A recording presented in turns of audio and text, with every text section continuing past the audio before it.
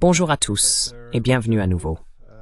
Nous sommes aujourd'hui rejoints par le professeur Richard Wolff, un éminent économiste et professeur, pour discuter de la crise plus large du capitalisme et aussi de ce qui se fait ailleurs, notamment en Asie, pour créer des alternatives. Donc bienvenue à nouveau dans l'émission. Ravi d'être ici, Glenn.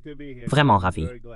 Lorsque l'on lit les travaux des économistes libéraux comme Adam Smith, David Ricardo, John Stuart Mill et d'autres, ils reconnaissent également certaines contradictions internes au système capitaliste, c'est-à-dire la tendance à la concentration de la richesse, une part croissante des revenus allant au capital plutôt qu'au travail à chaque innovation technologique, la recherche de rente et l'endettement.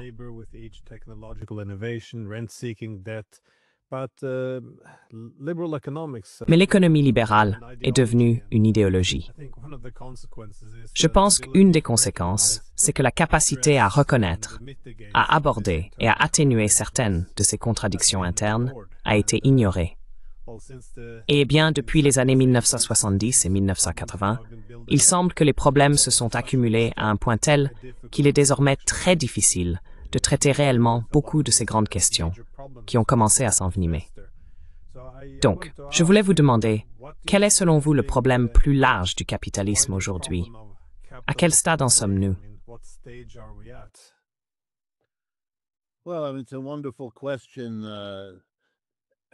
C'est une excellente question.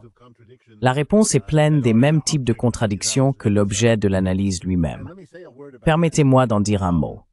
Car, d'une certaine manière, mes origines sont européennes. Mon père est né en France et ma mère en Allemagne. Je suis né aux États-Unis et j'ai vécu et travaillé ici toute ma vie. Mais je porte en moi ces deux langues que j'ai toujours parlées, ainsi que la culture et l'histoire dont ma famille est issue. Et toujours, depuis de très nombreuses années, il m'a frappé que l'idée même de contradiction est rejetée par cette culture ici, aux États-Unis. Ce n'est pas un concept confortable. On n'entend pas les gens dire de façon décontractée que tout a un côté positif et un côté négatif, et que tout est entremêlé, et qu'il n'est pas facile de démêler les choses, de sorte qu'on a l'impression que cela va dans une direction, mais pas en même temps.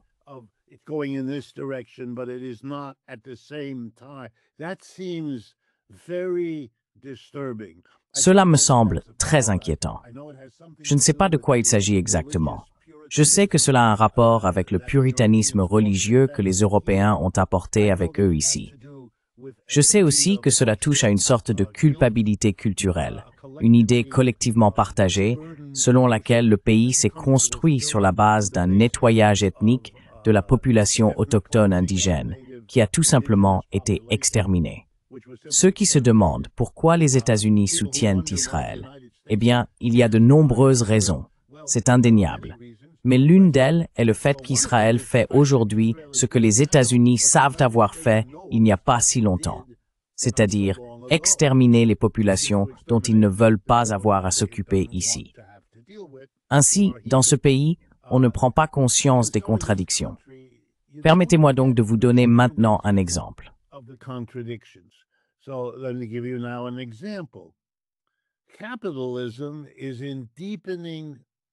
Le capitalisme est en difficulté croissante ici, aux États-Unis. Je serais ravi de passer en revue avec vous, si cela vous intéresse, tous les éléments de preuve qui, selon moi, mènent à cette conclusion.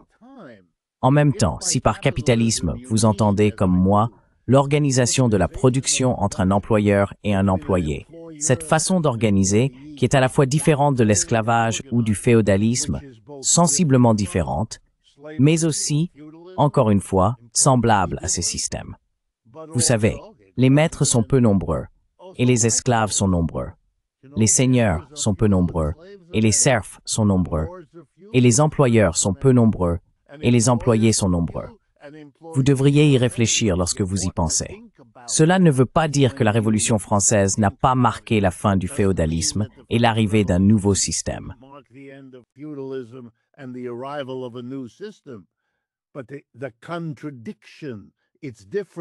Mais la contradiction, c'est différent, mais c'est aussi la même chose, vous aide à voir ce que vous pourriez autrement manquer. Actuellement, la relation employeur-employé connaît un succès remarquable en Chine. Ce n'est pas une approbation de la Chine. Je comprends que la Chine a ses problèmes et ses contradictions, nombreux. Si le monde, au cours des 2 derniers siècles, s'est efforcé de sortir du colonialisme, qui était la façon dont le monde était organisé, il en découle alors que la priorité numéro 1 de l'immense majorité des personnes vivant en Asie, en Afrique et en Amérique latine est probablement de ne plus être pauvres, ou, pour le dire autrement, d'atteindre le développement économique aussi rapidement que possible. Eh bien, dans ce cas, la Chine est l'exemple de réussite.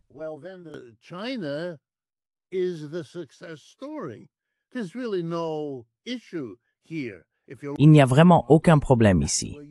Si vous cherchez un modèle, c'est là que vous iriez. Vous pourriez vouloir choisir autre chose si vous avez une raison particulière ou des valeurs différentes. C'est possible. Mais si, et dans la mesure où, vous souhaitez un capitalisme dynamique et en croissance, exactement ce que les États-Unis se vantaient d'avoir accompli tout au long du XXe siècle, notamment par rapport à l'Europe, eh bien, il faut maintenant se tourner vers la Chine. Il faut comprendre que le capitalisme y est dynamique et qu'il ne l'est plus ici. Et les signes en sont partout. Ce matin, nous nous sommes tous réveillés ici, aux États-Unis, avec une nouvelle étude montrant que le PDG de la chaîne de café Starbucks gagne par an plus de 6 000 fois le salaire médian d'un employé de Starbucks.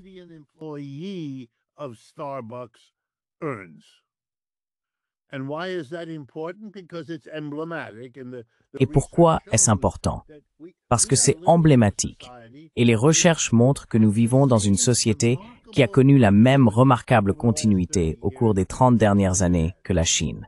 En Chine, cette continuité se traduit par un taux de croissance annuel du PIB de l'ordre de 4, 5, 6, 7, voire 8%. Et les États-Unis n'ont rien de comparable. Ici, nous avons de la chance si nous atteignons 2%. Mais tout aussi impressionnante est l'inégalité croissante aux États-Unis. À la fin de la Seconde Guerre mondiale, nous étions moins inégaux que l'Europe. Aujourd'hui, nous avons largement dépassé l'Europe en termes de niveau d'inégalité, qu'il s'agisse des revenus ou du patrimoine. C'est donc un capitalisme qui est incapable de réaliser ici, aux États-Unis, ce qu'il avait promis à sa population tout au long du XXe siècle.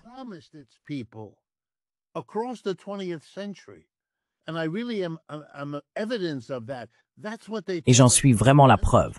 C'est ce qu'on nous a appris à l'école primaire. C'est ce qu'on nous a répété au lycée. C'est ce que j'ai appris à l'université.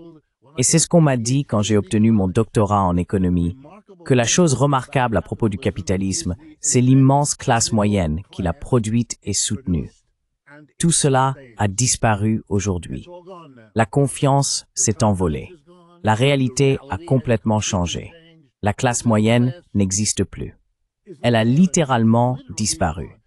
C'est tellement évident que même nos politiciens traditionnels, qui sont spécialistes pour n'admettre ni ne dire quoi que ce soit, s'attaquent les uns les autres en accusant leur adversaire de détruire la classe moyenne et en promettant de la faire revenir.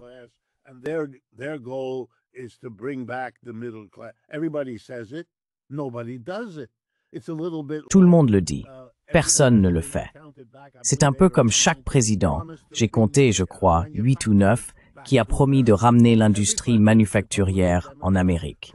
Chaque président, républicain, démocrate, l'a promis.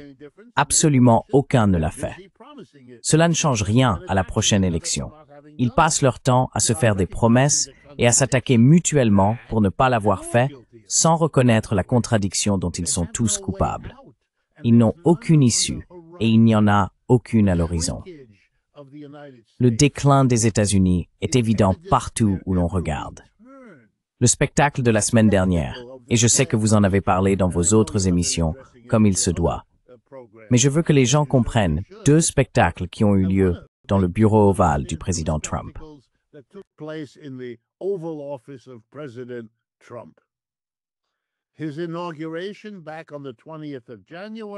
Lors de son investiture le 20 janvier, il n'avait pas derrière lui les principaux généraux, ni les principaux diplomates, ni les plus grands athlètes, ni les plus grands poètes.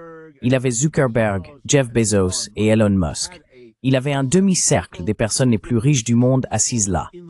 Eh bien, plus tôt cette semaine, dans le même bureau, le bureau ovale, il se trouvait derrière un bureau avec la moitié des dirigeants européens, Macron, Starmer, Merz, assis là, presque comme des enfants quémandants, car c'est bien ce qu'ils faisaient. Demander à ne pas être traités comme des subordonnés jetables, alors même qu'ils les traitaient comme tels, tout comme les États-Unis sont traités. Les États-Unis ne peuvent plus se permettre ce rôle pour l'Europe. Et donc, ils sont en train de rétrograder l'Europe.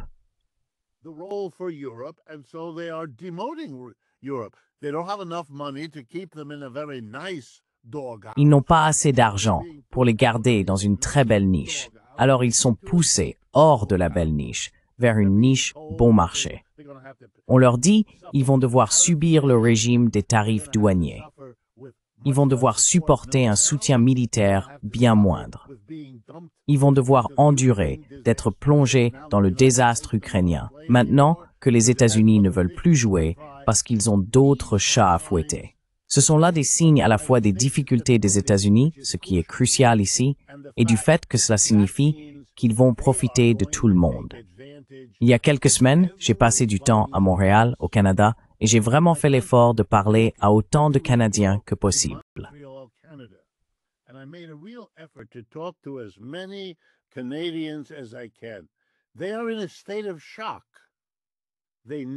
Ils sont sous le choc. Ils n'auraient jamais imaginé être autre chose que le neveu très bien traité des États-Unis, qui recevrait de jolis cadeaux, qui serait traité avec beaucoup d'égards. L'idée qu'on les fasse maintenant souffrir de toutes sortes de manières, ils ne peuvent littéralement pas comprendre ce qui s'est passé.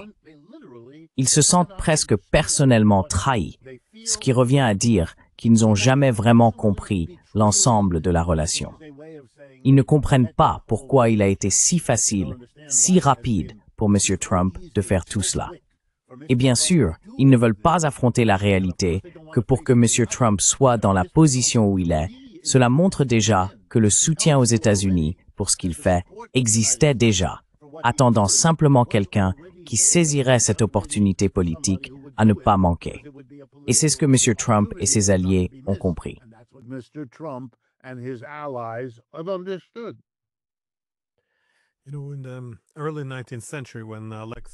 Au début du 19e siècle, lorsque Alexis de Tocqueville s'est rendu aux États-Unis, il a fait remarquer que l'une des raisons pour lesquelles la démocratie fonctionnerait aux États-Unis était qu'il y avait une concentration de richesses plus faible qu'en Europe. Bien sûr, comme vous l'avez suggéré, les choses se sont quelque peu inversées depuis cette époque. Cela ne veut pas dire que l'Europe n'a pas le même problème, mais je pense que la situation est plus grave aux États-Unis. Mais il ne semble pas que ce soit uniquement un problème américain. C'est un phénomène plus large. Après cette longue période de mondialisation, le capitalisme s'est retrouvé en sur-régime, mais il semble aussi que cela en fragilise les fondements. Car en général, les gouvernements reconnaissent qu'il existe une tendance à la concentration du capital, ce qui met à mal la relation avec le travail.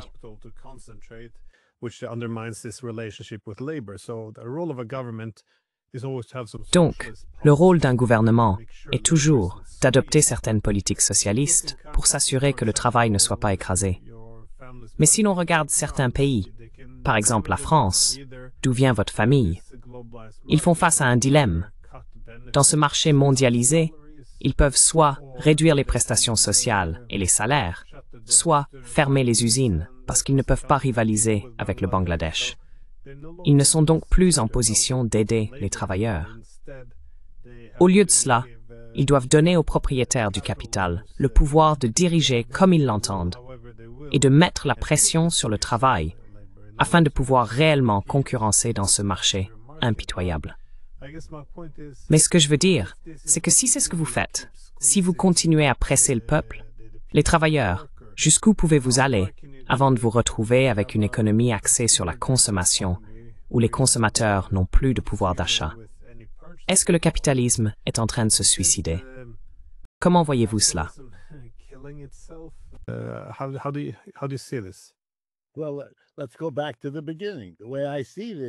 Eh bien, revenons au début. À mon sens, tout est contradictoire.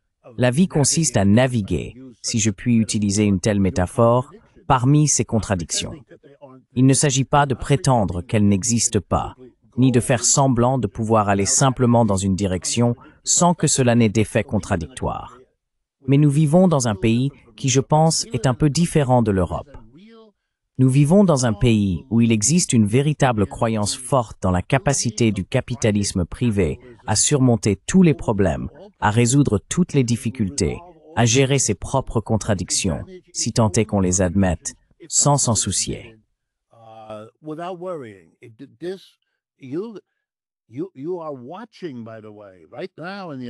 Vous assistez en ce moment même, aux États-Unis, à un mouvement spectaculaire qui est totalement contradictoire.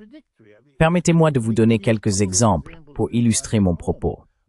D'un côté, on détruit la plupart des programmes sociaux que le gouvernement fédéral administre habituellement dans ce pays. Des programmes qui se sont développés au cours des 150 dernières années au moins. Vous savez, il supprime le ministère de l'Éducation, il supprime le département de l'aide extérieure, il supprime toutes sortes de programmes. Au nom de l'efficacité, absolument personne ne prend cela au sérieux. Et la justification? Nous n'avons pas besoin du public, le privé s'en chargera.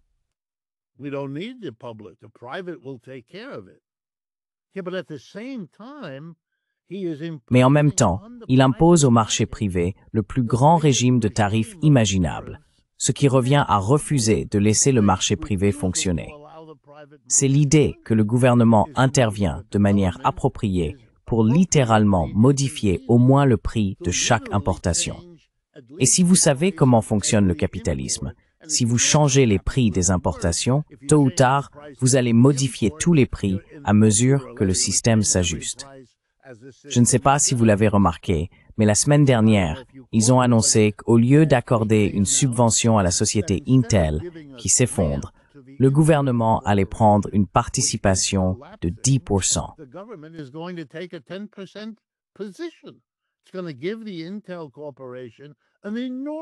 Cela va donner à la société Intel une somme d'argent énorme, mais pour devenir propriétaire de 10% de la société Intel. Eh bien, c'est un changement. Le gouvernement était autrefois régi par la règle suivante. On ne fait jamais ça. On ne fait jamais ça. Ou si on le fait, cela doit être temporaire. Cela doit être exceptionnel.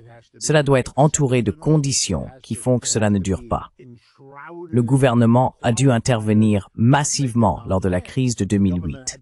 Le gouvernement a pris le contrôle des principales banques, le gouvernement a pris le contrôle de la plus grande compagnie d'assurance des États-Unis, et ainsi de suite.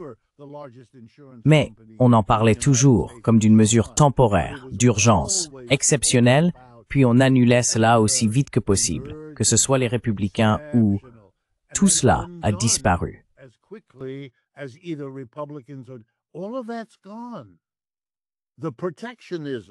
Le protectionnisme que révèle la guerre tarifaire est un acte de désespoir, surtout lorsqu'il est mené par des personnes comme celle-ci qui, tout en intervenant, se débarrassent des agences gouvernementales sous prétexte que le gouvernement n'a pas à s'occuper de ces choses. Des choses que le gouvernement fait aujourd'hui plus que jamais. Et cette contradiction est évidente, mais pourtant invisible. Elle vous saute peut-être aux yeux, mais elle reste invisible pour la culture américaine. Et que ce soit le New York Times ou d'autres, ils ne veulent pas la voir. Et cela vaut autant pour les démocrates que pour les républicains, car ils sont tous incapables d'affronter cette réalité. Quand je vous ai dit, il y a quelques instants, qu'il y a un déclin du capitalisme occidental,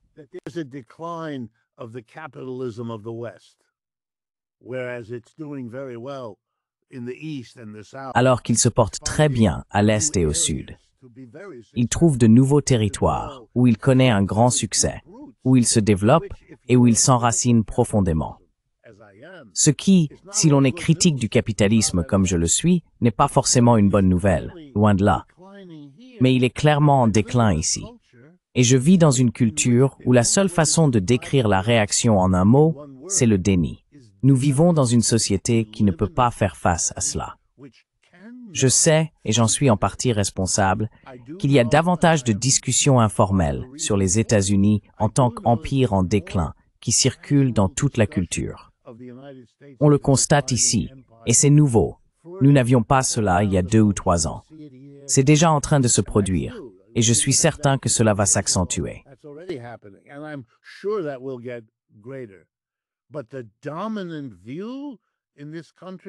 Mais l'opinion dominante dans ce pays, en particulier parmi l'élite qui dirige le pays, c'est le déni total. Il y a de l'irritation quand quelqu'un le dit. « Pourquoi dis-tu cela ? C'est ridicule. C'est condescendant. Ce n'est pas un argument qu'ils ressentent le besoin de réfuter. C'est un argument qu'on balaie d'un revers de main en espérant qu'il disparaisse pour que personne d'autre ne le reprenne.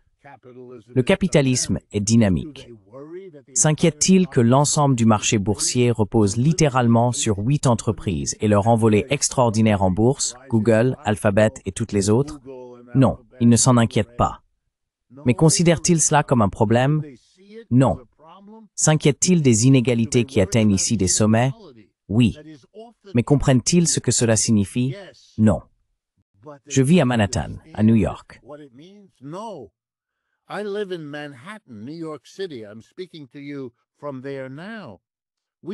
Je vous parle d'ici maintenant. Nous venons d'avoir une élection dans laquelle la population de New York est massivement du côté du Parti démocrate. Le Parti républicain est mort ici. Il n'a aucune force, aucune pertinence. Donc, si vous gagnez la primaire, l'élection interne au Parti démocrate, pour un poste important, vous l'obtenez pratiquement automatiquement lors de l'élection générale ensuite, car la population vote massivement démocrate. Nous sommes donc sur le point d'élire, et les sondages sont assez clairs maintenant. Un jeune homme musulman barbu qui soutient les Palestiniens. C'était inimaginable il y a 5 ans, ou d'ailleurs à n'importe quel moment du siècle dernier. Et je pourrais continuer encore longtemps.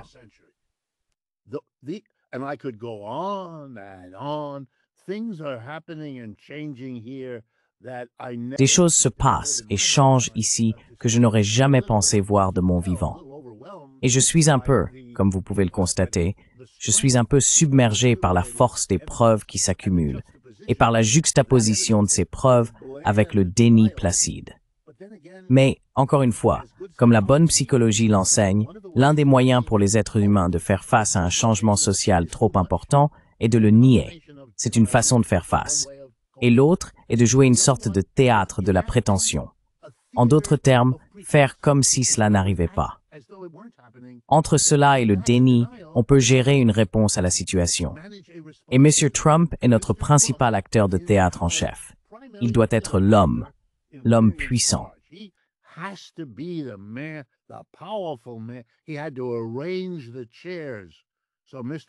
Il a dû disposer les chaises de façon à ce que M. Macron doive lever les yeux vers lui, ainsi que M. Starmer, et ils doivent tous venir lui demander. Votre porte-parole de l'OTAN, il me semble, l'a même appelé papa il y a quelques semaines. Pris isolément, bien sûr, ce n'est pas important. Mais dans ce contexte, je vous assure, personne n'a manqué de le remarquer ici. C'était un moment de grand succès. Et dire aux Européens que l'Ukraine est leur problème, c'est pour lui s'élever au-dessus des Européens, leur dire quoi faire.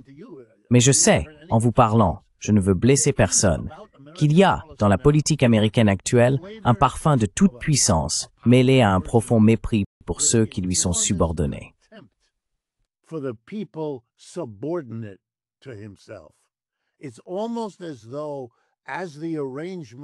C'est presque comme si, à mesure que l'arrangement se dissout, l'antipathie, le mépris pour ceux d'en bas, pouvait s'exprimer, et vous savez que cela se voit, ce qui amusera les Européens. Cela reflète bien sûr le long et profond complexe d'infériorité de l'ex-colonie, qui n'est pas aussi développé que la France, l'Allemagne ou la Grande-Bretagne. Il y a donc ce mélange d'envie et d'amertume.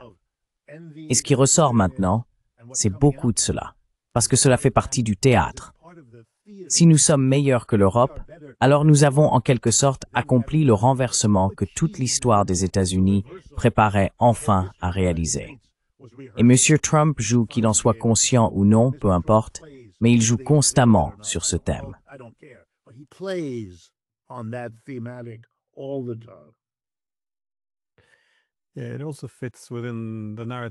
Oui, cela s'inscrit aussi dans le récit selon lequel, si la raison des difficultés économiques de l'Amérique est qu'elle a été, pour reprendre le mot de Trump, flouée par les Européens, alors il s'agit en quelque sorte d'une vengeance pour remettre les choses à leur place.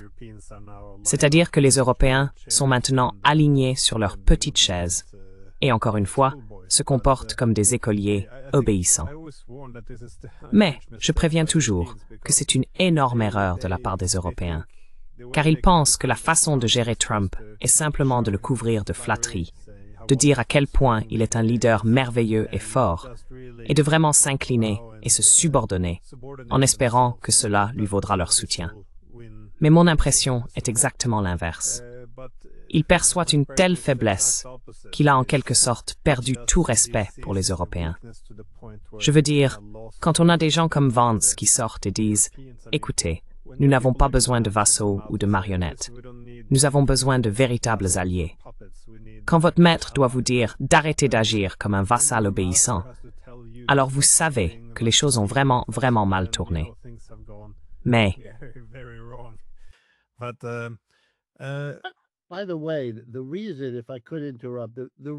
au fait, la raison, si je peux me permettre d'interrompre, l'une des raisons pour lesquelles Trump répète périodiquement ces histoires selon lesquelles les États-Unis ont été victimes pendant des années, des décennies, des générations, d'ennemis malveillants, ce n'est vraiment pas à propos de l'Europe. Je veux dire, il applique ce discours à l'Europe parce qu'il l'applique partout, de façon générale. Et la raison pour laquelle il le fait, c'est parce que c'est le fondement de sa présidence. La raison pour laquelle Donald Trump est président, c'est qu'il a été le seul grand homme politique, à part Bernie Sanders, qui l'a aussi fait, mais Trump était légitime parce qu'il ne portait pas l'étiquette de socialiste. Bernie, venant de la gauche, avait tout un autre type de problème, mais il n'y avait que deux. Et Trump, étant conservateur, homme d'affaires, riche, couvrait le terrain d'une manière que Sanders ne pouvait pas.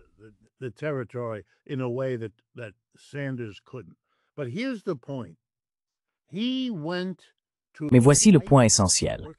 Il s'est adressé à la population masculine blanche de la classe ouvrière des États-Unis en disant « Ces 30 dernières années, vous avez été maltraités, vous avez souffert dans votre travail, votre revenu a été affecté. » Ce qui est tout à fait vrai. C'est un résumé réellement fidèle de ce qui leur est arrivé. Cela tient, pour résumer rapidement, à trois choses que je voudrais souligner. Premièrement, une révolution technologique. L'ordinateur, puis le robot, puis l'intelligence artificielle, mais surtout l'ordinateur, qui a vraiment bouleversé le monde de la classe ouvrière masculine blanche dans ce pays. Deuxièmement, la délocalisation des emplois. Le fait de leur retirer leur travail en déplaçant la production en Chine, en Inde, au Brésil ou ailleurs. Et troisièmement, l'arrivée d'immigrants pour les remplacer.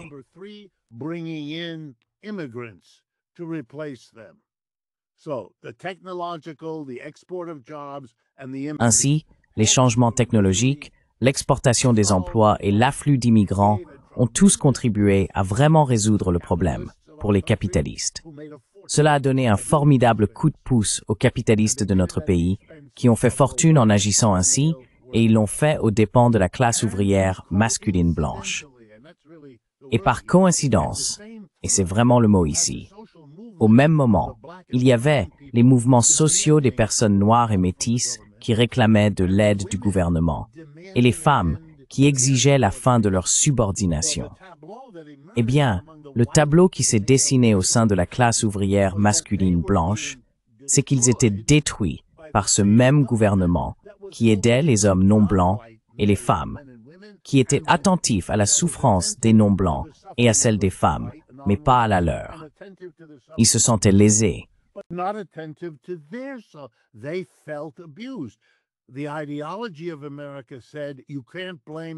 L'idéologie américaine disait qu'on ne pouvait pas blâmer les entreprises, alors qu'évidemment, ils auraient pu et dû le faire.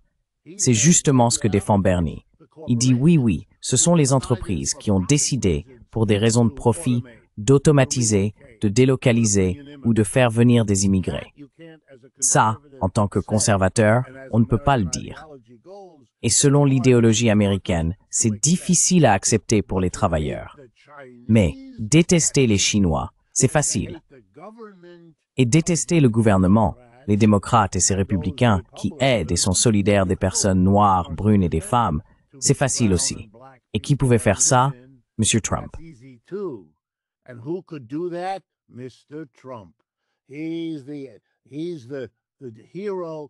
C'est le héros qui écrase les non-blancs, qui écrase les femmes, qui écrase les étrangers maléfiques et qui va inverser la tricherie. Nous avons tous été trompés. Nous avons tous été abusés. Nous avons tous été exploités. Je vais renverser tout cela en tant que votre grand leader. Voilà qui il est.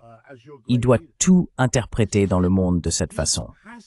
Il doit s'adresser aux Européens, même si c'est totalement ridicule, et dire la même chose, parce que c'est sa chanson, c'est son modèle, c'est sa raison d'être, sa façon d'articuler sa politique.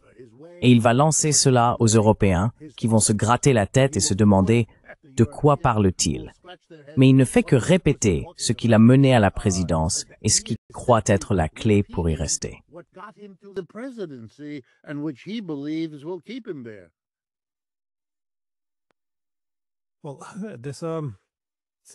Eh bien, cela semble être un certain changement dans la politique économique américaine. Je pense que Trump, sa personnalité fait de lui, disons, un bon vecteur de transmission, mais c'est une direction qu'il fallait de toute façon prendre, car tout le modèle du libre marché reposait en quelque sorte sur le fait que les États-Unis restent compétitifs. Encore une fois, si l'on remonte au début du 19e siècle, lorsque les Britanniques dominaient et possédaient la technologie et les industries les plus avancées, on a vu cela avec le système américain. L'idée générale était que le libre-échange devait être remplacé par un commerce équitable, parce qu'ils ne voulaient pas que leur marché soit saturé par les Britanniques. Mais le libre marché a vraiment prospéré lorsque les États-Unis étaient la puissance dominante. Mais maintenant que les États-Unis n'ont plus cette compétitivité, je ne suis pas sûr de voir comment. Pourquoi? Est-ce simplement à cause des rentiers?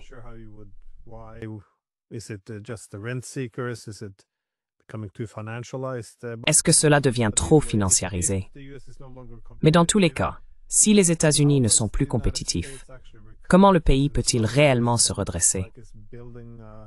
Parce que, d'une certaine manière, on dirait qu'ils construisent une économie de tribu, où ils forceraient presque leurs subordonnés à leur remettre des avantages. Je pense par exemple à cet accord commercial qu'ils ont conclu avec les Européens, où même les Européens ont dit « c'était n'importe quoi ».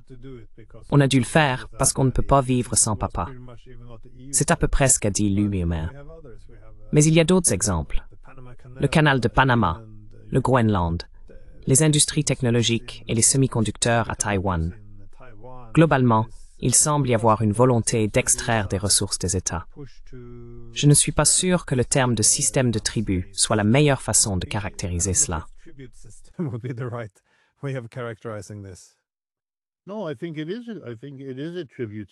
Non, je pense qu'il s'agit d'un système de tribu. L'accord avec les Européens, dans lequel les États-Unis imposent à peu près 15% de droits de douane de manière générale, et où les Européens acceptent de ne rien mettre, zéro tarif, ou presque zéro, 2% dans certains cas, etc., c'est l'exemple le plus flagrant que je puisse imaginer d'un accord inéquitable. Et je crois que votre commissaire européen au commerce a donné une conférence de presse peu après, au cours de laquelle il a dit « C'est le mieux que nous ayons pu obtenir, et c'est mieux que ce que les autres obtiennent. » Eh bien, quelle admission! Vous êtes les meilleurs parmi les subordonnés. Vous réussissez mieux à obtenir la bénédiction du maître. Et les Européens ne veulent pas affronter ce que cette réunion et les discours prononcés par von der Leyen signifient, ce qui, je dois l'admettre, va pour moi encore plus loin.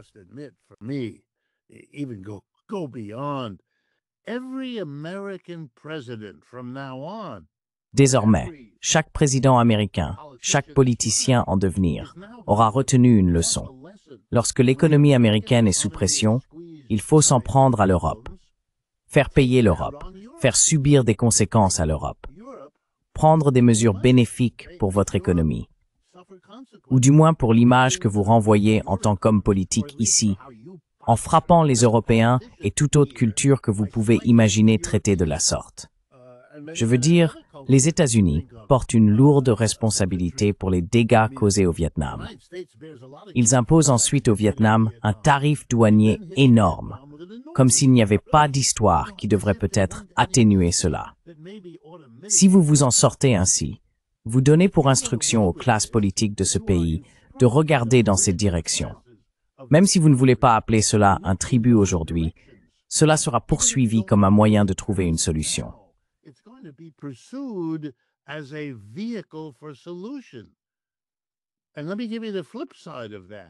Et laissez-moi vous donner l'autre versant de cela.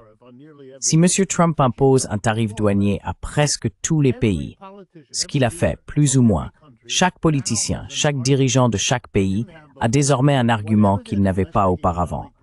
Quels que soient leurs problèmes économiques internes, et chaque pays en a, ils peuvent maintenant en rejeter la faute sur les États-Unis. Peu importe qui vous êtes en tant qu'homme politique, vous pouvez dire « Monsieur Swain, Trump nous a frappés avec un tarif douanier ». Vous pouvez vous retourner contre les États-Unis et en faire l'oppresseur voyou des peuples du monde. Hier, les ministres des Affaires étrangères de la Chine et de l'Inde se sont rencontrés et ont soutenu le libre-échange, l'OMC. Tout ce que Trump est en train de défaire, ils en deviennent désormais les champions. C'est un positionnement des BRICS comme l'anti-Trump, à un moment où cela est très favorable aux BRICS et très défavorable aux États-Unis.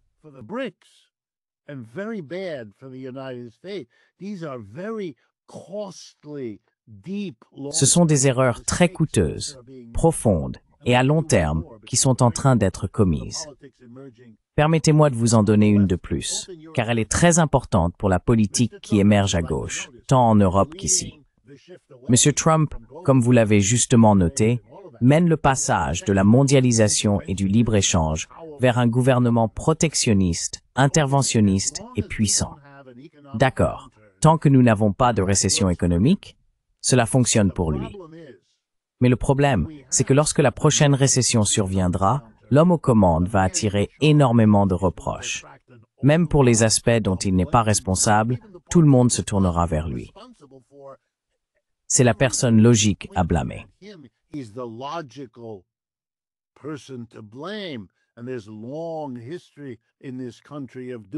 il y a une longue histoire dans ce pays de ce genre de pratique.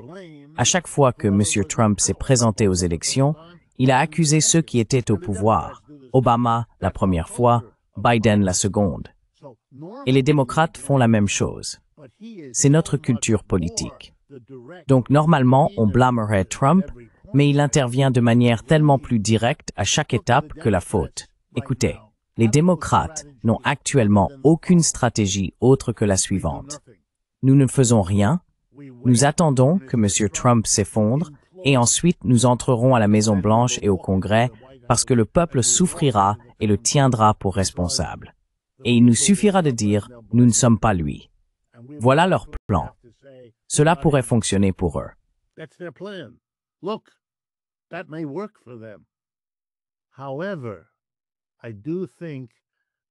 Cependant, je pense maintenant voir une organisation plus sérieuse en dehors du Parti démocrate à gauche de l'échiquier politique que je n'en ai jamais vu de toute ma vie ici aux États-Unis. Cela n'existe pas encore sous la forme du nouveau parti politique que Corbyn et ses alliés sont en train de créer en Angleterre. Et on ne le voit pas encore dans le mouvement Bloc on Tout du 10 septembre en France. Mais attention, cela se développe ici. Cela prendra du temps. Je ne vais pas exagérer, mais je constate une prise de conscience, une volonté de s'exprimer. Honnêtement, la blague qui circule actuellement parmi les gens de gauche en Amérique, alors que nous assistons tous à la montée de notre influence politique, c'est « Nous sommes reconnaissants, car Donald Trump est le meilleur organisateur que nous ayons. »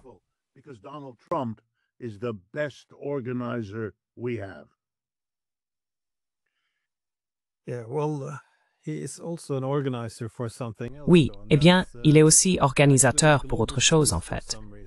Et c'est pour la paix mondiale, pour une raison ou une autre.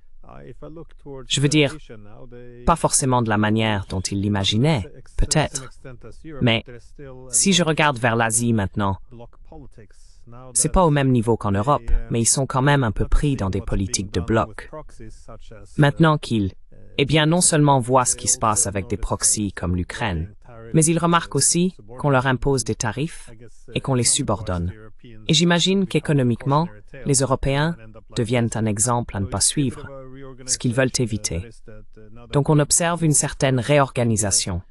C'est-à-dire maintenant que Modi, d'Inde va en Chine, ils reconnaissent tous qu'ils doivent coopérer si les États-Unis ne sont plus fiables.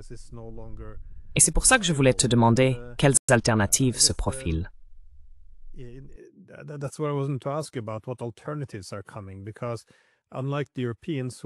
Parce que, contrairement aux Européens, qui sont arrivés comme de bons élèves et ont signé tout ce que Trump leur mettait sous le nez, la Chine a dit non aux tarifs douaniers. Ils ne vont faire aucune concession. Ils n'ont pas cédé leur TikTok. Ils ne veulent pas participer à cette économie de tribu.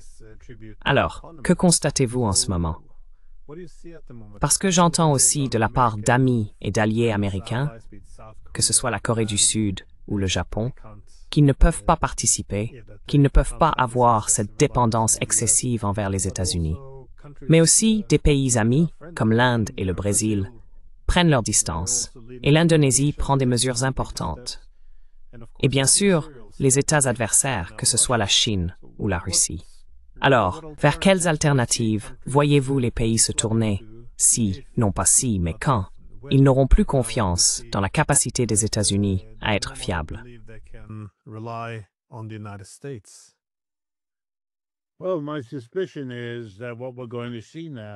Eh bien, je soupçonne que ce que nous allons voir maintenant, surtout parce que ce que fait Trump n'a pas suscité de signes visibles d'opposition au sein de la classe capitaliste des États-Unis.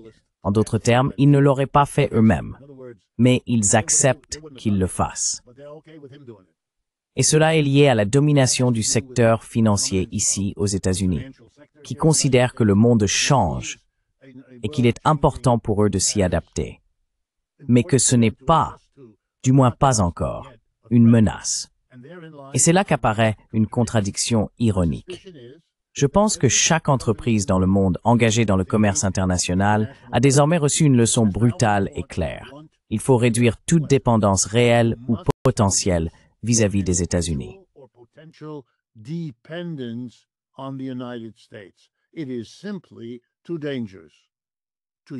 C'est tout simplement trop dangereux pour vos profits, pour votre survie. Vendez ailleurs, achetez ailleurs. Diversifiez vos sources, diversifiez vos débouchés, surveillez les flux de capitaux, arrêtez d'utiliser du matériel américain.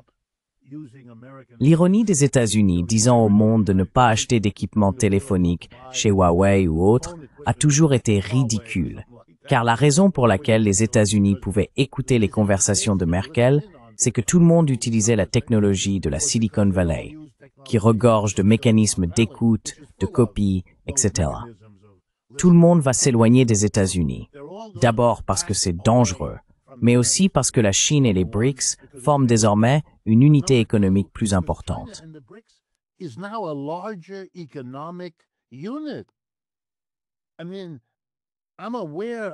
Je veux dire, je sais que des pays africains créent une mission pour se rendre dans les régions avancées du monde afin d'obtenir des fonds pour construire un chemin de fer et un port. D'accord. Ils vont à Washington, Londres, Paris, ils font leur présentation, ils s'assoient avec les ministres et les banquiers et ils reçoivent une offre. Mais ensuite, ils ne rentrent pas chez eux avec cette offre. Ils prennent directement l'avion pour New Delhi, Pékin, Sao Paulo et ils refont pratiquement la même présentation. Et ensuite, ils disent aux deux parties qui va me faire la meilleure offre. Allez-vous construire autant de kilomètres de rails de ce type, se terminant par un port que vous creuserez? Et les Chinois leur proposent une meilleure offre. Voilà, tout simplement une meilleure offre.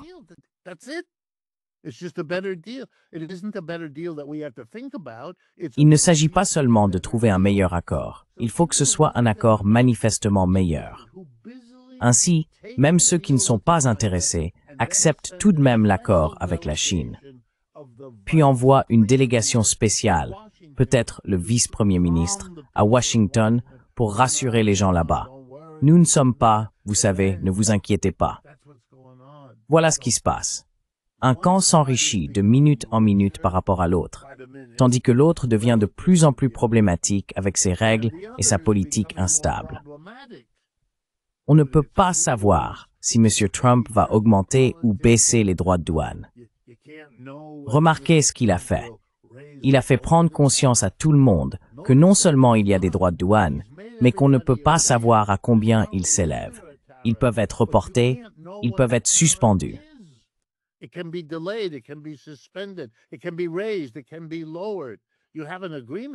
Cela peut être augmenté.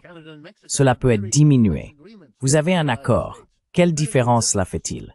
Le Canada et le Mexique avaient des accords très complexes avec les États-Unis. Cela a fait très peu de différence. Cela fait toujours très peu de différence. Donc, je pense que le monde entier est en train de se réajuster. Voici la conclusion.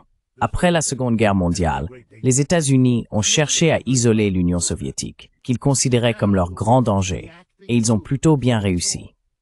Maintenant, le monde, en réaction à ce qu'il a vu, observe les États-Unis continuer à essayer de contenir ce qu'ils ne peuvent plus contenir. Et donc le résultat final de ce que font les États-Unis, c'est de s'isoler eux-mêmes. Voilà l'ironie de ce moment historique. Nous nous isolons, nous créons de plus en plus de pression à l'extérieur des États-Unis pour encapsuler les États-Unis.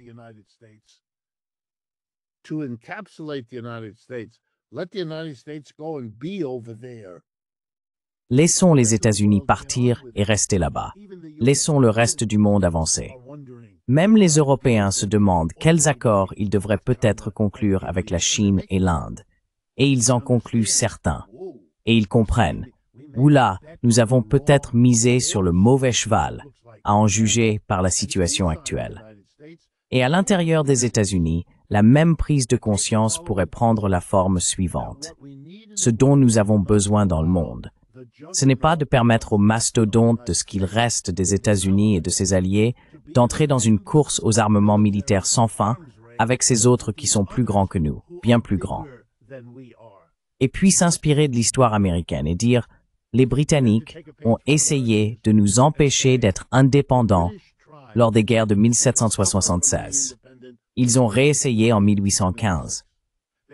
It matter pour les États-Unis, axoi, apsequoi un accord et kenu, un accord.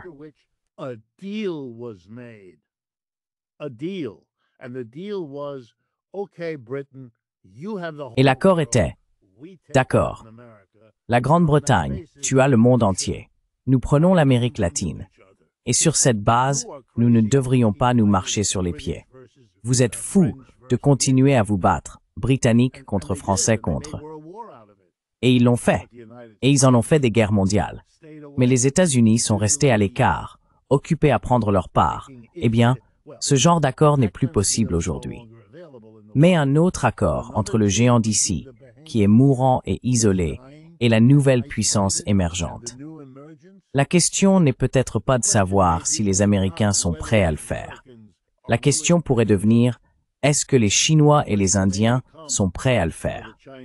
Parvenir à un accord qui les limite tous les deux, en partant du principe que c'est un moyen d'éviter la guerre qui mettrait fin à toute la discussion.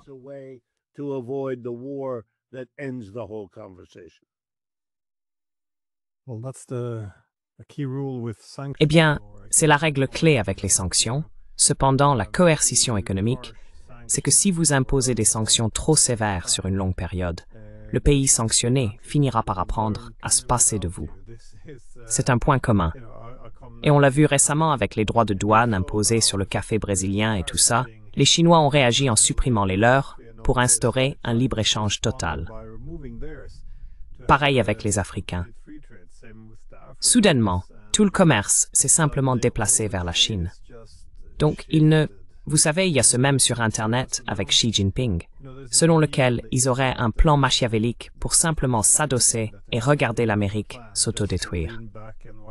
Mais il semble que nous vivions un peu ce mème, tout de même.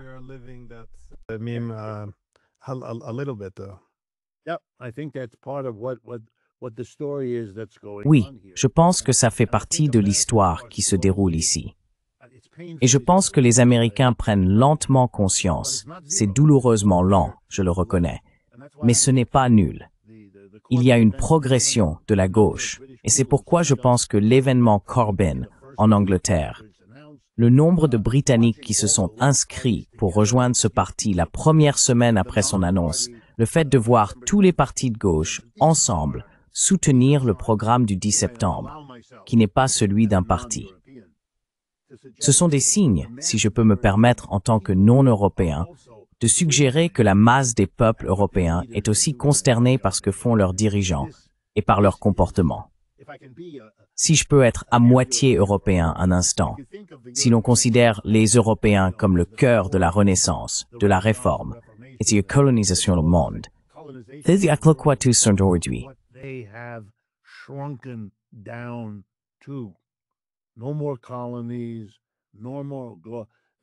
Plus de colonies, c'est normal. Ils deviennent un coin sans importance, malgré leur richesse, malgré leur taille. Un coin sans importance. Et cela ne fait qu'empirer.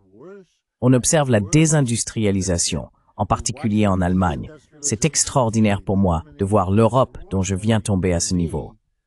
Il doit bien y avoir un sentiment populaire quelque part, que peut-être un changement de direction rendrait la situation un peu moins horrible qu'elle ne l'est actuellement. Le spectacle de dirigeants qui sont devenus des leaders pendant la guerre froide, qui ont toujours soutenu tout ce que les États-Unis attendaient d'eux tout au long de leur carrière politique, devrait maintenant les rendre susceptibles qu'on leur demande de passer la main. Car cela n'a pas vraiment bien fonctionné.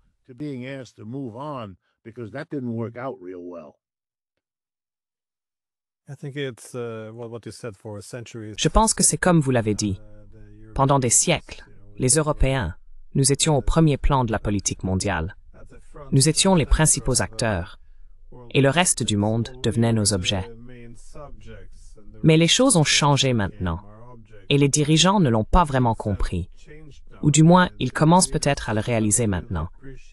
Ehud, ce qui explique la panique qui s'installe à l'idée que nous ne sommes plus les sujets. Nous sommes devenus les objets.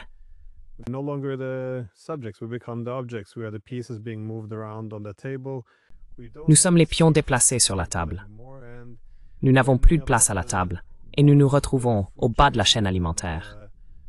C'est terrible à voir, car ils ont tous mis leur espoir dans l'idée que s'ils misaient tout sur le partenariat avec les États-Unis, cela leur permettrait de revendiquer un leadership mondial accru. Mais au lieu de cela, ils constatent que cela les isole dans le monde, les laissant coincés uniquement avec les États-Unis. Et puis, les États-Unis ne veulent même plus être là, ils veulent partir. C'est donc un spectacle assez pathétique, comme celui auquel on a assisté. Mais oui, merci beaucoup pour votre temps.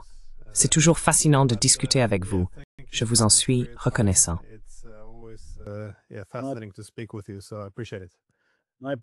Avec plaisir, Glenn. Et merci pour vos émissions, dont mes étudiants et moi parlons tout le temps. Oh, je suis content de l'entendre. Merci.